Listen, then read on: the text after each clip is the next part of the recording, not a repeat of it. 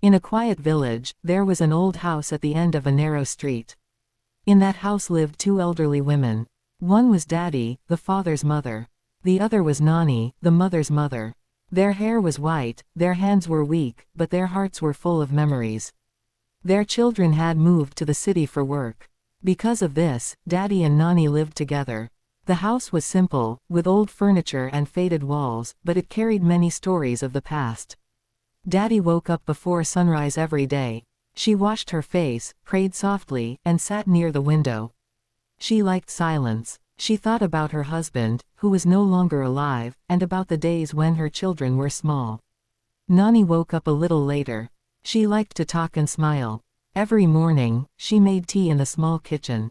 The sound of boiling water filled the house. "Daddy, tea is ready," Nani said kindly. Daddy slowly walked to the table and sat down. "Thank you, Nani," she said in a low voice. They drank tea together. Outside, birds sang, and the sun slowly rose. For a moment, everything felt peaceful. After breakfast, Nani started talking about old times. She spoke about festivals, weddings, and happy days. Daddy listened quietly. Sometimes she smiled, sometimes her eyes filled with tears. In the afternoon, both of them waited for a phone call. They hoped their children or grandchildren would call. The phone lay silent on the table. Nani tried to stay positive.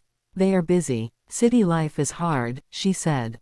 Daddy looked at the phone and whispered, "Even one call makes the heart happy."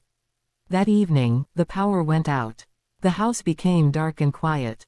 Nani lit a small candle. Its soft light showed their tired faces. They sat close to each other. Nani asked gently, "Daddy, are you afraid of being alone?" Daddy held Nani's hand and said, "I am not afraid when you are with me." Nani smiled with wet eyes. Outside, the night was cold, but inside the house, there was warmth, care, and silent love. That night, two old women slept with heavy hearts, waiting for tomorrow. The next morning, Daddy woke up with pain in her knees. She tried to stand, but her legs felt weak. She sat on the bed and took a deep breath. Nani noticed it. "Daddy, are you feeling pain today?" she asked with worry. Daddy nodded slowly. "Yes, my legs hurt a lot." Nani helped her walk to the chair near the window. She brought warm water and medicine. "You must rest today," Nani said softly. Daddy looked outside the window. Children were playing in the street. Their laughter filled the air. Daddy smiled sadly. "This house was once full of such noise," she said. Nani sat beside her. "Yes, our children used to run everywhere.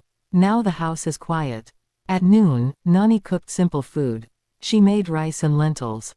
They ate slowly. Daddy could not eat much. "Eat a little more," Nani said.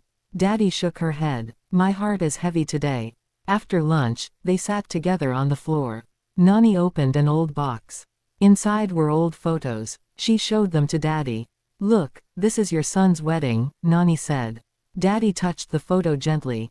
"He was so happy that day," she whispered. They looked at many photos. Some made them smile. Some made their eyes wet. In the evening, the phone rang. Nani quickly picked it up. It was her daughter. Nani talked happily, but the call was short. When the call ended, Daddy asked quietly, "Did they ask about me?" Nani paused and then said, "Yes, they sent their love."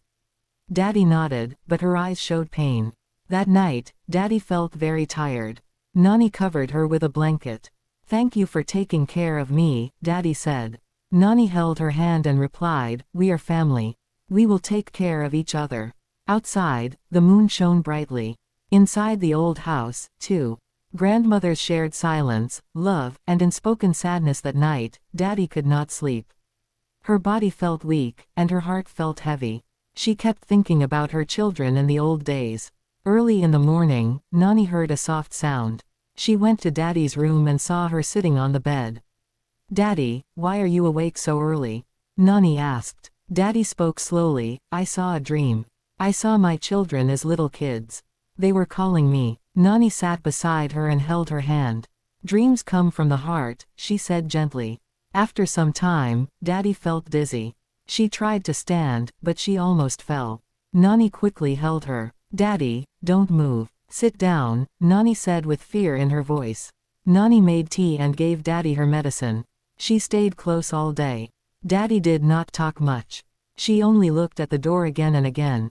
In the afternoon, Daddy said softly, "Nani, if something happens to me, please tell my children I love them." Nani's eyes filled with tears. "Don't say that. You will be fine," she replied. In the evening, Daddy's breathing became slow. Nani held her hand tightly and prayed. Suddenly, the phone rang. Nani answered it with shaking hands. It was Daddy's son. He said he would come soon. Nani looked at Daddy and said, "Your son is coming." Daddy smiled weakly. A tear rolled down her face. "Thank you, Allah," she whispered. That night, Daddy slept peacefully while Nani sat beside her, holding her hand and waiting for morning. Outside, the night was quiet. Inside the old house, love spoke louder than words.